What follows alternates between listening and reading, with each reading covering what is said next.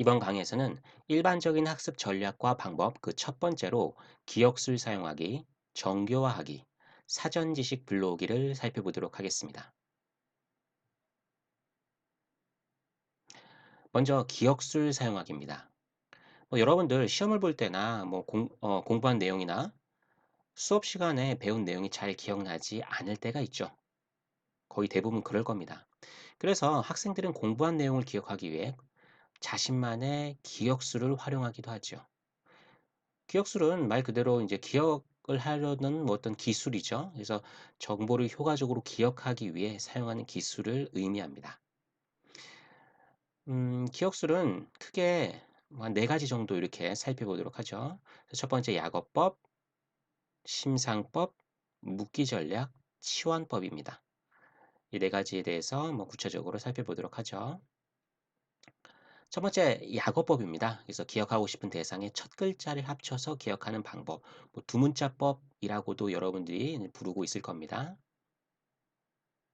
가령 그림에 보이는 이 세 개의 단어, 잠수함, 자전거, 기차라고 하는 이 세 개의 단어를 암기하기 위해서 좀 뭡니까?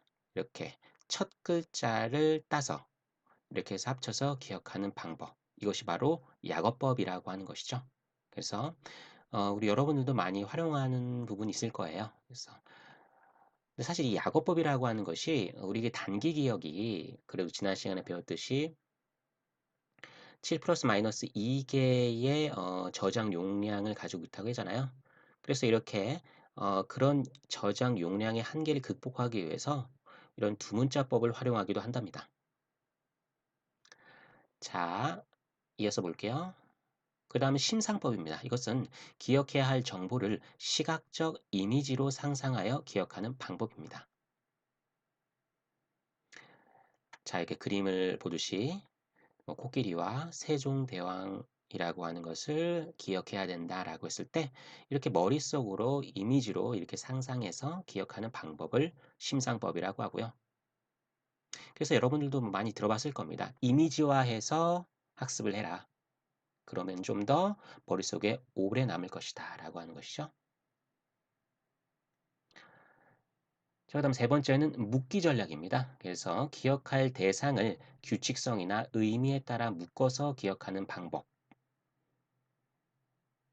가령 이 숫자를 어떻게 암기한다라고 했을 때 굉장히 큰 숫자라서 좀 어렵잖아요. 그래서 이것을 어떻게 이렇게 묶는 거죠.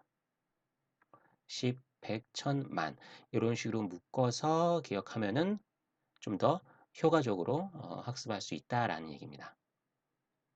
이게 바로 묶기 전략이었고요.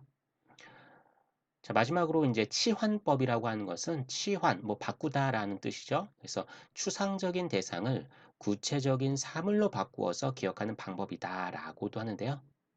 자, 가령 네.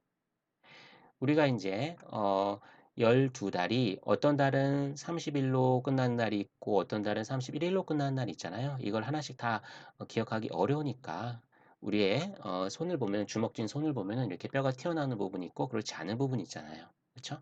그래서 이렇게 해서 달별로, 월별로 이런 식으로 어, 과정들을 이렇게 살펴보면은 달별로 언제가 30일까지인지 31일까지인지를 쉽게 기억할 수 있는 것이죠. 자, 그래서 굉장히 추상적인 대상을 구체적인 이런 대상으로 바꾸어 기억하는 방법을 치환법이다라고 하는 것이죠.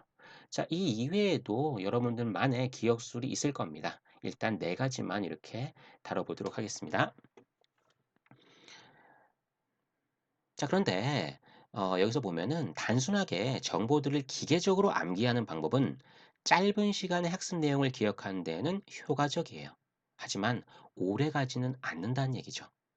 그래서 효과적으로 오랫동안 기억하려면 기억해야 할 내용의 그 의미를 이해해야 한다라는 것이죠. 좋습니다. 자, 그 다음 우리는 정교화하기로 넘어가도록 하죠. 자, 학습 내용에 어떤 기억하는 그런 가능성을 높이기 위해서 그러니까 기억의 가능성을 좀 더 높이기 위해서는 어떻게 해야 되냐 이거죠. 그것은 바로 자신이 자신이 가지고 있는 자신의 기억 속에 있는 사전 지식과 연결하여 의미 있는 지식으로 만들어야 된다라는 것입니다. 자, 그래서 여기서 이제 정교화라는 개념이 나오는데요.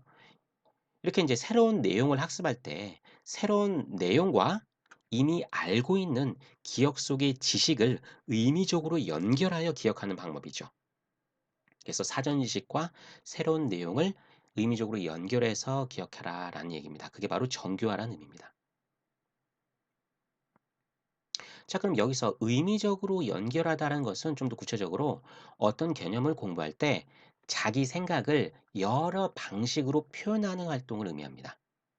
예를 들어서 자신이 이해한 것을 뭐 글로 적어 본다던가 아니면 관련된 예를 나열하고 그림으로 표현하는 등 다양한 방식으로 학습하는 것을 의미적 연결이다라고 우리는 살펴볼 수 있는 것이고요.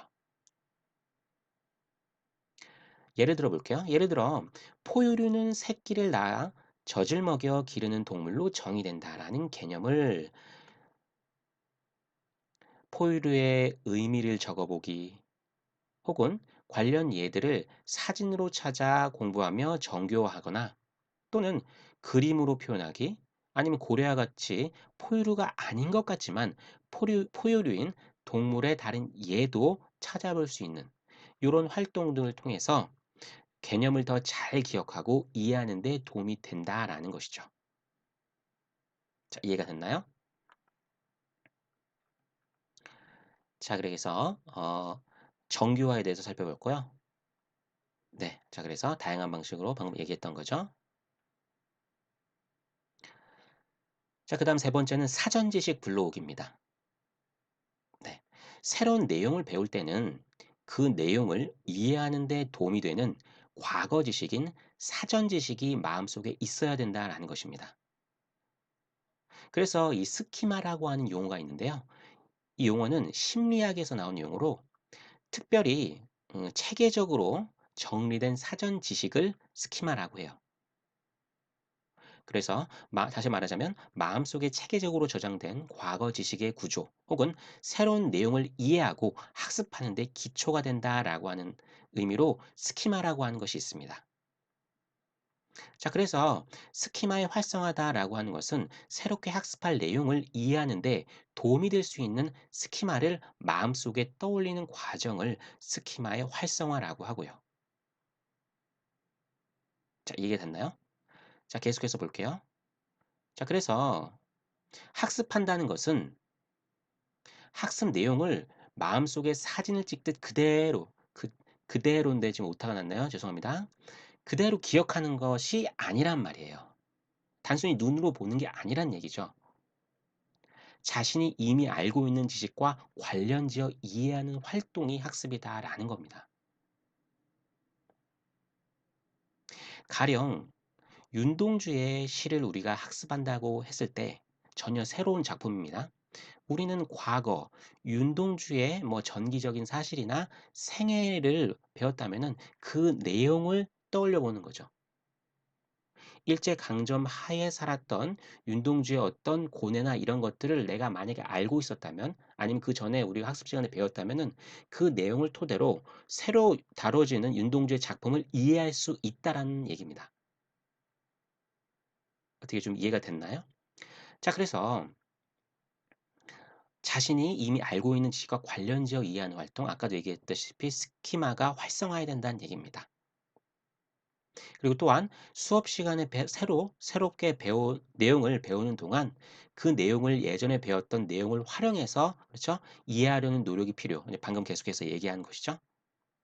이런 과정들이 필요하다는 것입니다. 그것이 바로 학습한다는 것이고요. 그리고 이 사전 지식 불러오기는 그래서 우리에게 굉장히 중요한 학습 방법이 되는 것입니다. 자, 이해가 됐나요? 그리고 하나 더요.